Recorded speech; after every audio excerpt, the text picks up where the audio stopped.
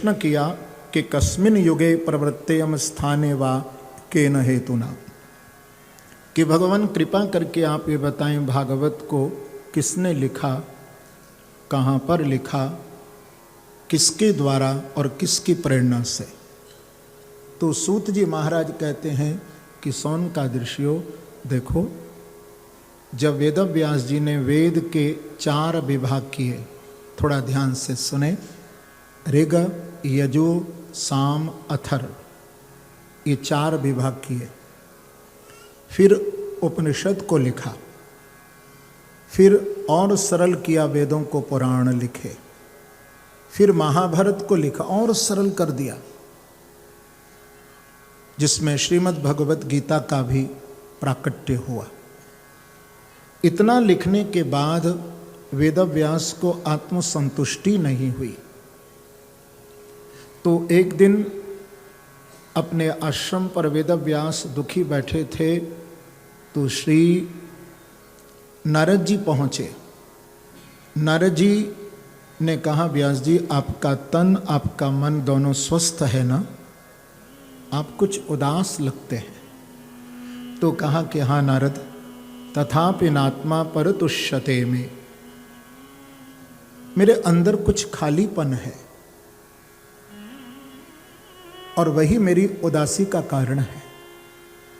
नारद जी ने कहा कि भगवान आपने तो इतना लिखा कि आज तक कोई इतना लेखन कार्य कर ही नहीं सकता है, पर मैं एक बात जानता हूं कि आपने जो कुछ लिखा है वो अब तक दूसरों के लिए, पर अपने लिए अभी तक आपने कुछ नहीं किया। आपने धर्म अधर्म पाप और पुण्य बहुत सुंदर व्याख्या की। अब आप ऐसे किसी ग्रंथ की रचना करें जिसमें विशिष्ट रूप से कि भवतानुदित प्रायम यशो भगवतो मलम ये नैवासो न तुस्येतो मन्ये तद्दर्शनम खिलम। आप ऐसे किसी ग्रंथ की रचना करें जिसमें केवल भगवान कृष्ण के गुणानुवाद गाए हों, आपकी आत्मा को प्रसन्नता होगी। मैं आपको अपने पूर्व जन्म का एक वृत्तांत सुना देता हूँ।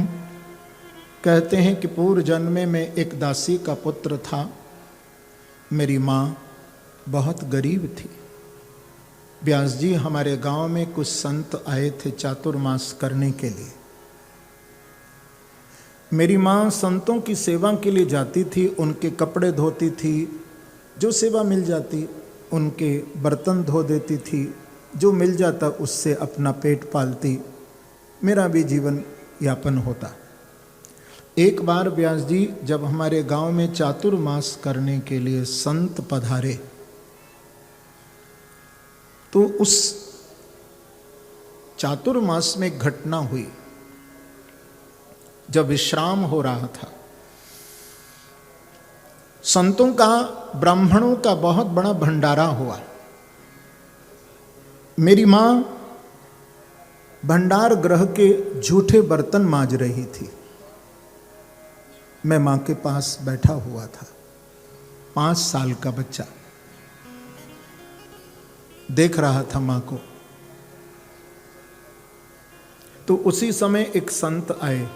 उन्होंने आकर के मुझे कहा कि बेटा देखो तुम्हारी मां कितनी संत सेवी है, अरे तुम भी कुछ सेवा करो ना। तो मैंने कहा कि महाराज मुझे आप जो सेवा बताएंगे मैं करूंगा।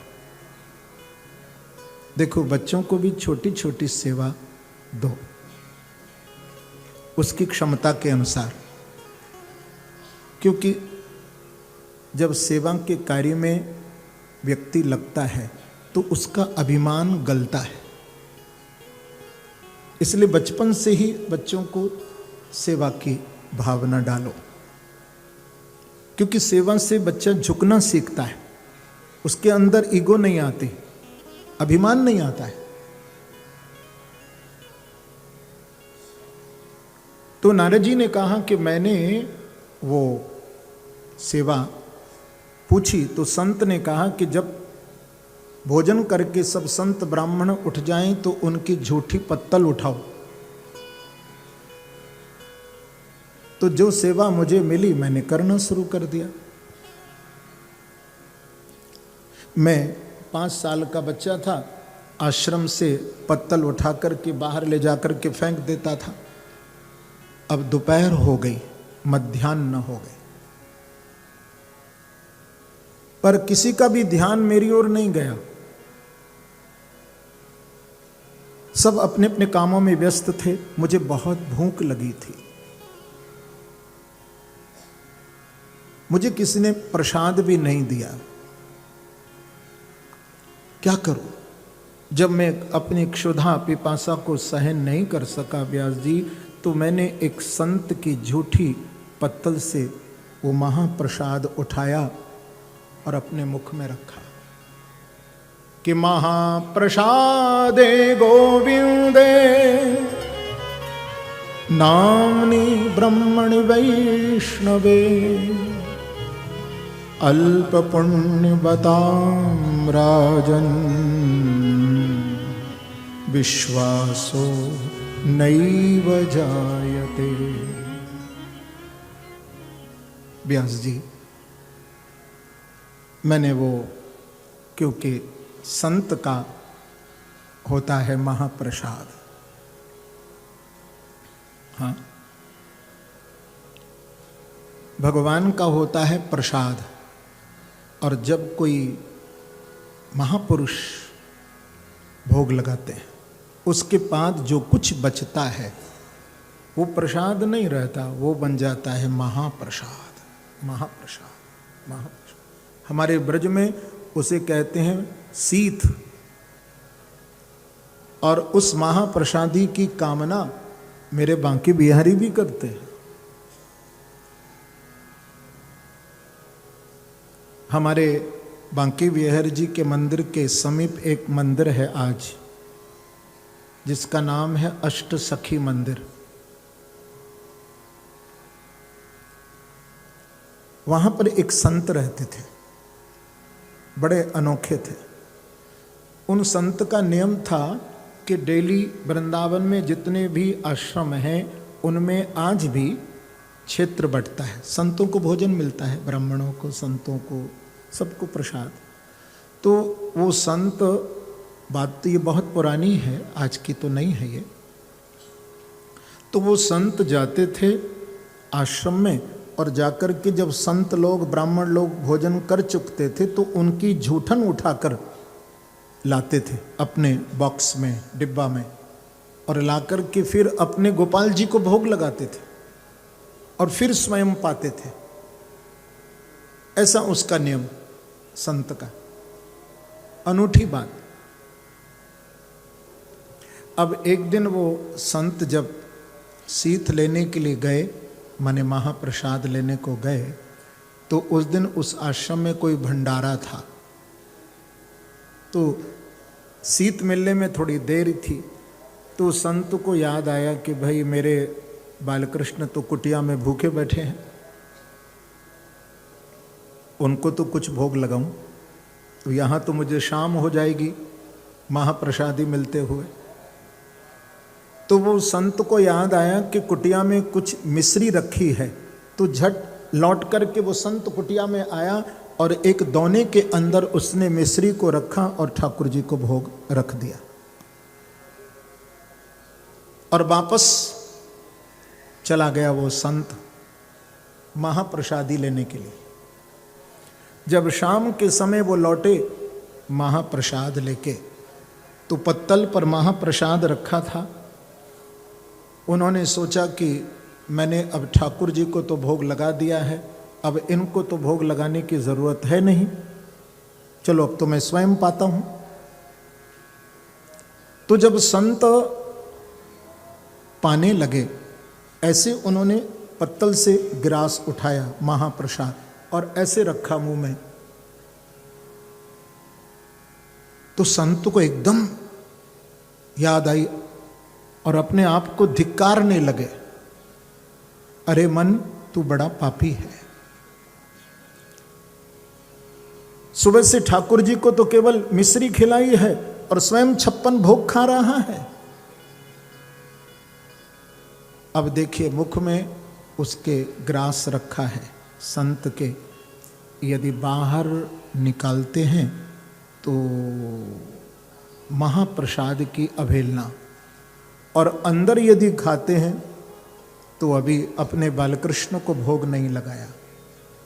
अब ये असमंजस की स्थिति हो गई। किम कर्तव्य विमूढ़ हो गए। मैं क्या करूं? न मैं खा सकता हूं, न मैं इसको बाहर इसको निकाल सकता हूं। अब वो 3 दिन हो गए संत अपनी कुटिया पर और मुंह में ग्रास रखा है, रो रहे हैं कि प्रभु मेरे से कौन सी गलती हो गई जो आज मैंने बिना भोग लगाए आपका ये वस्तु। आपको मैं एक बात बताऊं, हम लोग आज देखते हैं घरों में गंदी गंदी चीज़ें क्यों प्रवेश कर रही हैं। इसका मुख्य कारण यही है कि हमने घर में भगवान को भोग लगाना बंद कर दिया है। यदि ये परंपरा, इसलिए घरों में भोग लगाने की परंपरा है कि घर में कोई भी वस्तु आए तो पहले भगवान को भोग लगना चाहिए। तो आप समझ लीजिए कि घर में बच्चों को भी ये समझ आ जाएगी कि हमारे घर में कोई भी वस्तु आती है तो पहले भगवान को भोग लगती है। तो आप समझ लेना कि बच्चे भी इस बात को आपकी समझ जाएंगे तो घर में कभी गंदी चीज आएगी ही नहीं।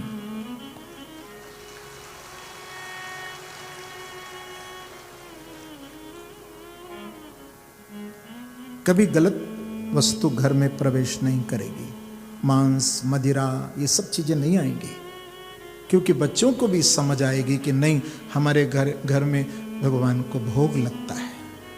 और भोग, अपवित्र वस्तु को हम कैसे खिलाएं, कैसे प्रभु को भोग लग सकती है। और कभी कभी मैं एक बात और देखता हूं, देखिए कहीं आप कथा में जाएं, कभी मंदिर में दर्शन करने जाएं, तो कभी कभी बहुत भीड़ होती है तो हमें प्रसाद नहीं मिलता है और हम भीड़ में थोड़ा घबराते हैं जाने में, भाई इतना भीड़ है कैसे हम जाएं। कभी कभी वृद्धावस्था के कारण या कभी शरीर में कोई रोग होता है, कोई धक्का न लग जाए, तो हम लोग घबराते हैं, भाई नहीं भीड़ में हम नहीं जाएंगे, कोई बात नहीं। पर मन में एक शंका बनी रहती कि हमको प्रसाद नहीं मिला, कहीं ऐसा तो नहीं कि भगवान हमसे नाराज हो गए।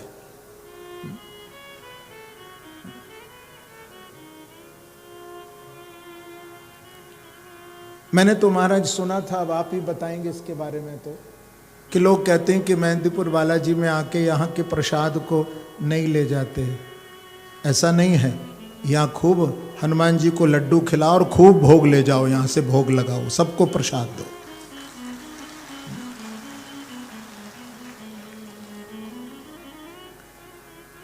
क्यों महाराज, ठीक है ना? कोई गलत तो नहीं? वाह, देखो। और मैं एक बात कहता हूं कि कभी आप बालाजी महाराज का दर्शन करने जाओ या किसी अन्य मंदिर में जाओ और आपको भीड़ के कारण या और किसी अन्य कारण से यदि आपको प्रसाद न मिले तो आप कभी दुखी नहीं होना, क्योंकि मन में एक दुख का भाव आ जाता है।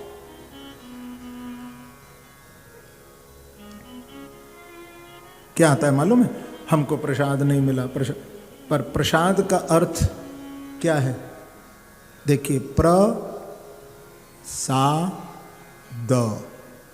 माने प्रभु, सा माने साक्षात और दा माने दर्शन। यदि आपको बालाजी महाराज का या प्रभु का साक्षात दर्शन मिल गया तो आपको प्रसाद ही मिल गया है।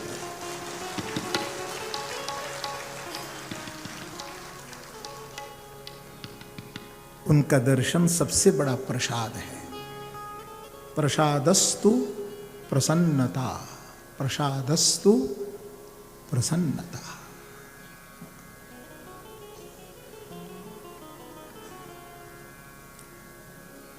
तो 3 दिन तक वो संत अपने मुख में ग्रास रख कर के रोता रहा कि ठाकुर जी को भोग नहीं लगाया। मेरे बिहारी जी उस संत की दशा, मनोदशा से बहुत दुखी थे। तीसरे दिन संधि काल के समय एक 12 वर्ष का एक बालक संत की कुटिया पर आया और आकर के उसने उस संत को, जिसके मुख में ग्रास रखा है, धीरे से बोला, बाबा बाबा क्यों रो रहे हो, कहाँ है गयो, कौने तेरो अपमान कर दियो, मोए बता। अब देखो, जितना वो संत से पूछ रहा है बच्चा, उतना संत रोता है, कुछ बोलता ही नहीं। लेकिन वो बालक कोई सामान्य तो था नहीं। संत की आंखें बंद हैं, रो रहा है, मुख में ग्रास रखा है। तो धीरे धीरे धीरे वो बालक उस संत के पास आया और आकर के उस बालक ने संत का हाथ उसके मुख से खींचा। ऐसे हाथ था मुंह में, ऐसे खींचा और खींच करके उस संत के हाथ से जो ग्रास था ना, महाप्रसाद, उस बालक ने छीन लिया। ऐसे छीना और छीन करके झट अपने मुख में रख लिया। तब तक संत कुछ समझ पा रहा है कि वो बालक कुटिया से बाहर दौड़ करके अंतर्धान हो गया है। देखने के लिए पीछे पीछे जब संत भागे, कौन बच्चा है, कौन बालक है, भैया वो कोई सामान्य बालक नहीं था, वो तो मेरे बांके बिहारी ही थे, मेरे कृष्ण थे, मेरे गोपाल थे।